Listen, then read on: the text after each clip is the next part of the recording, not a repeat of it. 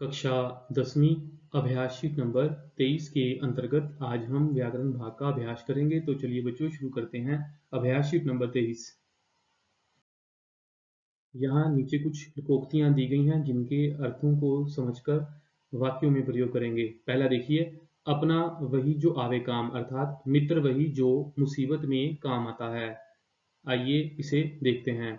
जसबीर सिंह की बेटी की शादी में जब उसे कुछ रुपयों की जरूरत पड़ी तो रविंदर सिंह ने उसे मुंह मांगी रकम तुरंत दे दी। जसवीर सिंह कह उठा, अपना वही जो आवे काम।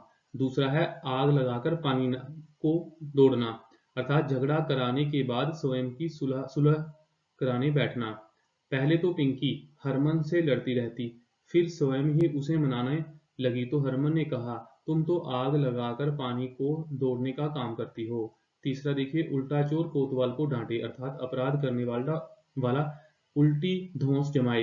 रवि ने साइकिल से ठोकर मार कर वृद्ध को गिरा दिया और फिर उसे बुरा भला कहने लगा। इसी को कहते हैं उल्टा चोर कोतवाल को डांटे। इसके बाद अगला देखिए, चौथा, ओस चाटे प्यास नहीं बुझती, अर्थात अधिक आवश्यकता वाले को थोड़े से संतुष्टि नहीं होती। हाथी का पेट एक केले से नहीं भरता, उसे तो कई दर्जन केले खाने के लिए देने होंगे, क्योंकि उसकी ओस चाटे प्यास नहीं बुझती। इसी तरह से हमारे पास अगला है पांचवा, कोठी वाला रोए छप्पर वाला सोए। धनी प्रायः चिंतित रहते हैं और निर्धन निश्चिंत रहते हैं। राजकुमार करोड़ों का मालिक है, उसे अपने धन की सुरक्षा की सदा चिंता बनी रहती है, जबकि फकीर चंद फक्कड़ है, इसलिए सदा खुश रहता है। इसीलिए कहते हैं कि कोठी वाला रोए छप्पर वाला सोए। छठा है बंदर घुड़की गीदड़ धमकी, झूठा रोग दिखाना।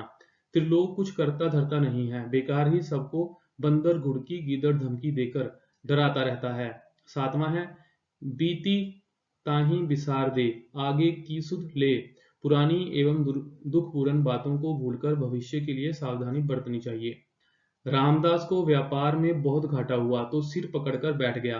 फिर सेवा सिंह ने उसे समझाया कि बीती ताहे बिसार दे, आगे की सुध ले, तब सब ठीक हो जाएगा।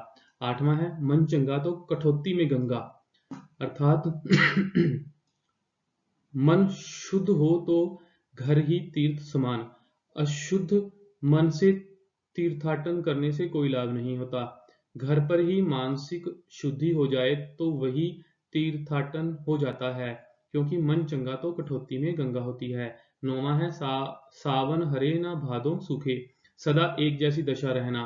रजनीश गरीबी में पाई पाई के लिए मरता था, अब उसका व्यापार चमक उठा तो वह पाई पाई के लिए मर रहा है। उसकी तो सावन हरे ना भादो सूखे वाली हालत है।